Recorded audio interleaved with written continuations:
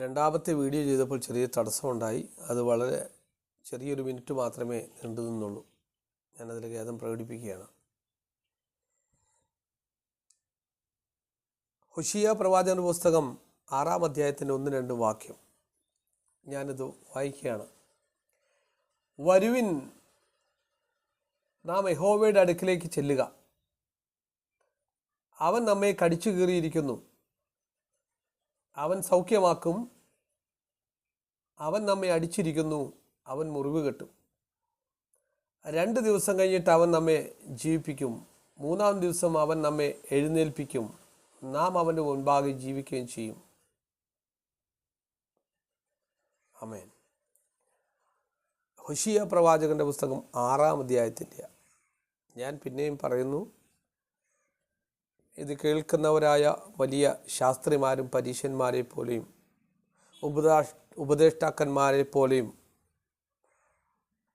സെമിനാരികളിൽ നിന്ന് പഠിച്ചിറങ്ങിയ ഒരു ജ്ഞാനിയല്ല ഞാൻ.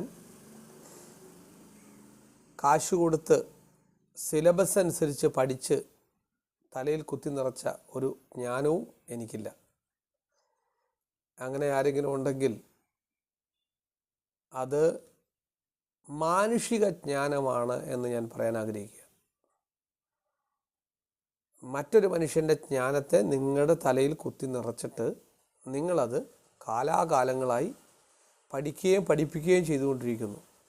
ഞാനും നിങ്ങളും തമ്മിലുള്ള വ്യത്യാസം അതായിരിക്കും. ഞാൻ അറിയുന്നത് എന്തെങ്കിലും വചനപ്രകാരവും ദൈവം അറിയിച്ചു തന്നതും മാത്രമാണ് എന്നുകൂടെ ഞാൻ അറിയിക്കാൻ ആഗ്രഹിക്കുകയാണ്. ഇനി വായിച്ച വാക്യത്തിലേക്ക്. വരുവിൻ, നാം യഹോവയുടെ അടുക്കിലേക്ക് ചെല്ലുക. അവൻ നമ്മെ കടിച്ചു കീറിയിരിക്കുന്നു, അവൻ സൗഖ്യമാക്കും. അവൻ നമ്മെ അടിച്ചിരിക്കുന്നു, അവൻ മുറിവ് കെട്ടും. 2 ദിവസം കഴിഞ്ഞിട്ട് അവൻ നമ്മെ ജീവിപ്പിക്കും. 3-ാം ദിവസം അവൻ നമ്മെ എഴുന്നേൽപ്പിക്കും. ഇത് യഹൂദനെക്കുറിച്ചുള്ള, ഇസ്രായേലിനെ കുറിച്ചുള്ള പ്രവചനമാണെന്ന് ബൈബിൾ പഠിതാക്കൾക്ക് അറിയാം, വായിക്കുന്നവർക്കറിയാം. ഇത് യഹൂദനെക്കുറിച്ചുള്ള, ഇസ്രായേലിനെ കുറിച്ചുള്ള പ്രവചനമാണെന്ന്. അപ്പോൾ ഈ പ്രവചനം നടന്നിട്ട് ഏകദേശം ഇപ്പോൾ പുതിയ നിയമ കാലഘട്ടത്തിൽ നമ്മൾ നിൽക്കുമ്പോൾ, ഇത് BC-യിലാണ് ഈ പ്രവചനം. എന്നാൽ ഈ പ്രവചനം നടന്നിട്ട് ഏകദേശം 2884 വർഷങ്ങൾ കഴിഞ്ഞു ഈ പ്രവചനം നടന്നിട്ട്. ഇത് യഹൂദൻ്റെ ഉദ്ധാരണവും യഹൂദൻ്റെ തിരിച്ചുവരവും പുനരുദ്ധാരണത്തെക്കുറിച്ചൊക്കെ ഉള്ള ഒരു വാക്യമാണ് ഈ 2 വാക്യങ്ങൾ. ഞാൻ മുൻപ് ഇവിടെ പറഞ്ഞു,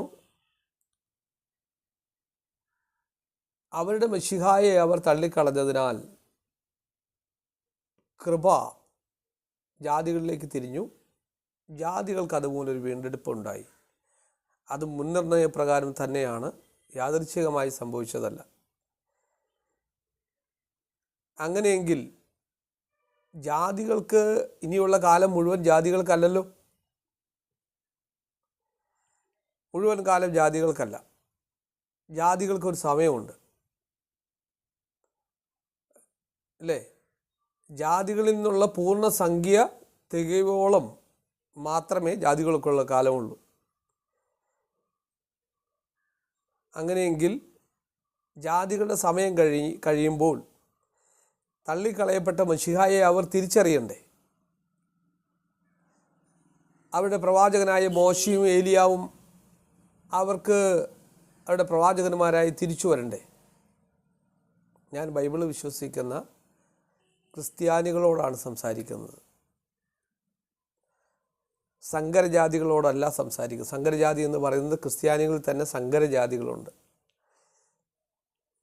പെന്തക്കോസ്തുകാരൻ എന്ന് പറയുന്ന ക്രിസ്ത്യാനികൾ, കത്തോലിക്കൻ എന്ന് പറയുന്ന ക്രിസ്ത്യാനികൾ, യാക്കോബക്കാരൻ എന്ന് പറയുന്ന ക്രിസ്ത്യാനി, ഓർത്തഡോക്സ് സിറിയൻസ് എന്ന് പറയുന്ന ക്രിസ്ത്യാനി. അങ്ങനെ ഒരു ക്രിസ്ത്യാനി ഇല്ല.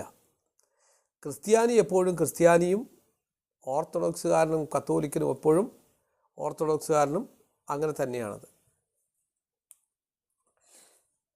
അതിനാൽ ഞാൻ വിശ്വാസി ആയ ക്രിസ്ത്യാനിയോട് സംസാരിക്കുന്നത്. അങ്ങനെയെങ്കിൽ ജാതികളുടെ കാലം കഴിയും, അല്ലേ?